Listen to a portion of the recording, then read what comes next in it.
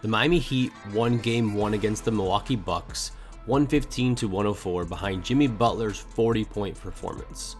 In this film room episode, we will look at how Goran Dragic was in complete control on the ball screen, how the Heat held the Bucks offense to their lowest points in the paint total of the season, and how Jimmy Butler closed the game out. My name is Coach Gibson Pyper. You can follow me on Twitter at HalfCourtHoops. If you enjoy this video, please feel free to like and subscribe. First thing that I noticed when watching this game was how bizarre some of the lineups that Mike Budenholzer was using. I typically do not like to criticize coaches for no other reason than I like to be positive as possible. And honestly, we are not in the coaching room for the prep, discussions, scouting, and decisions, and missing that why is extremely important. I understand that Bledsoe was out. However, the lineups that Budenholzer used, in particular to start the second quarter with an 11-point lead, this lineup here of George Hill, Kyle Korver, Matthews, DiVincenzo, and Lopez had never played a second before this year. In my opinion, that is not something I would have gone with in the second round of the playoffs, and moving forward, I believe that limiting these weird lineups and extending Giannis's minutes is the path forward for the Bucks. Will he change? Will the lineups change for the Bucks? I doubt it, but this is definitely something to keep an eye on moving forward.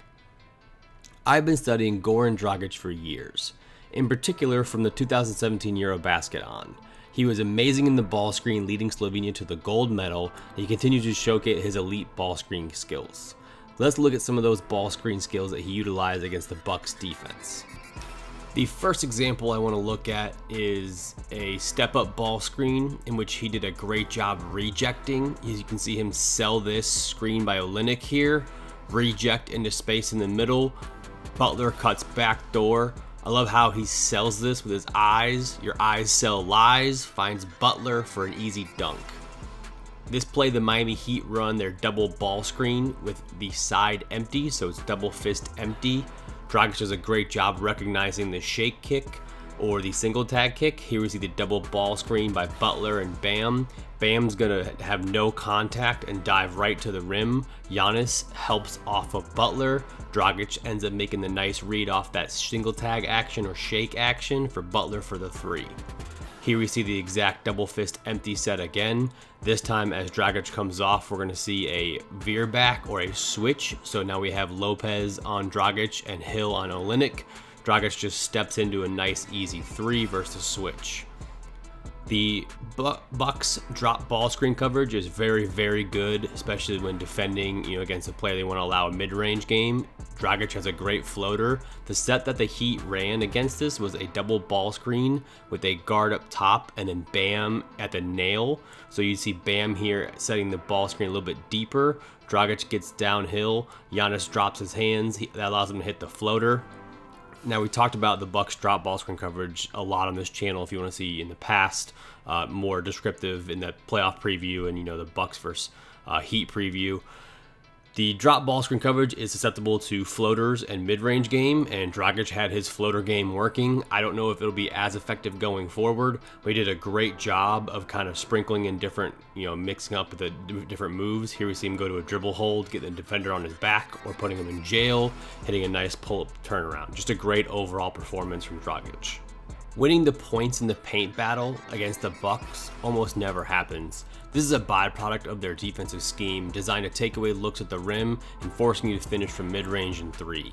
Now, the Heat and the Bucks actually have similar defensive schemes and similar in their philosophy of where they allow you to get your shots from. The Bucks allow only 29% of their opponent's shots at the rim. The Miami Heat are similar at 32.5%. The Bucks allow 31.7% from mid-range, 39.3% from three, and then the Heat are similar where they allow 27% from mid-range and 40% from three. So these shot frequency charts tell us that both defensive systems try and stop their opponents from scoring in the paint.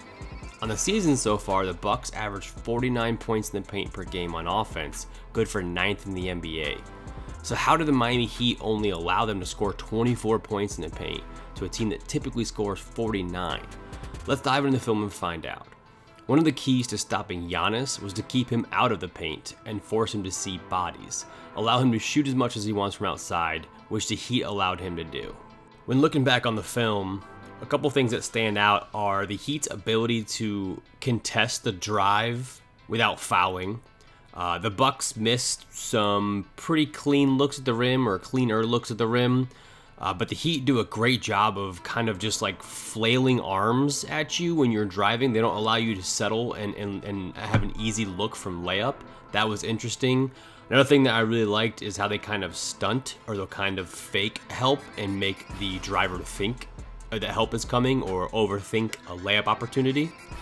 The Heat's active hands, or ability to swipe when a player from the Bucks was driving, or just to be able to force them into turnovers that led to easy points for the Heat, and their ability to disrupt any drive was extremely important for not only keeping them out of the paint, but when they got to the paint, to not allow them to have an easy driving lane.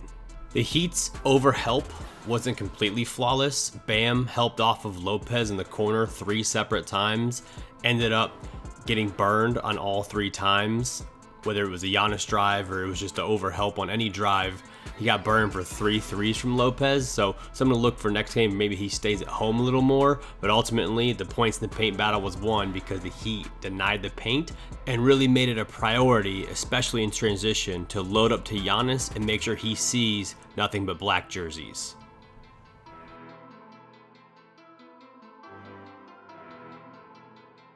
Now, it's only right we finished the video talking about the finisher of the game, Jimmy Butler, and his absolutely dismantling of whatever Bucks defender he wanted. The key down the stretch was the Heat's ability to switch hunt, or I just call them hunt ball screens. So they'll pick who they want in the ball screen. In this first example, it's going to be Connaughton. Duncan Robinson's going to set this little step-up screen here. Connaughton's going to get switched on to Butler, and it's just way too easy of a driving little mini push floater. Butler ended up looking to attack more often than not off the switch. Here we get a little bit of a confusion between Robinson and him. He ends up going anyways, but you can see here he's calling for a screen, but notices he's got a little bit of daylight.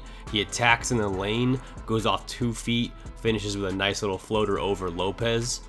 The Heat then decide to attack George Hill in the ball screen.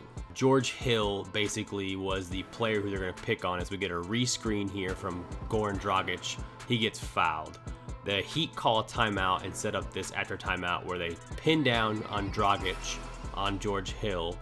Then Goran Dragic goes and sets a ball screen for Jimmy Butler. Butler rises up, and this is just basically a clean, uncontested look because George Hill's low on the switch.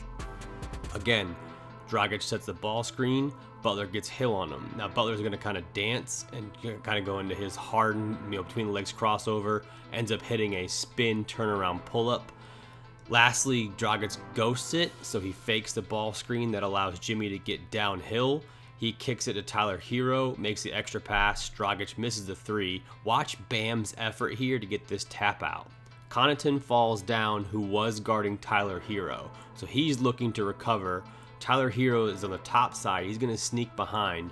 Dragic notices this, finds Hero for the wide open 3. That basically sealed the game. Butler came down, attacked Middleton, hit him with a nice hesitation to put the game completely to bed with a nice 2-foot jumper. Hope you enjoyed this breakdown. I really enjoyed making it. I look forward to doing more. If you like this, please feel free to like and subscribe. Thanks.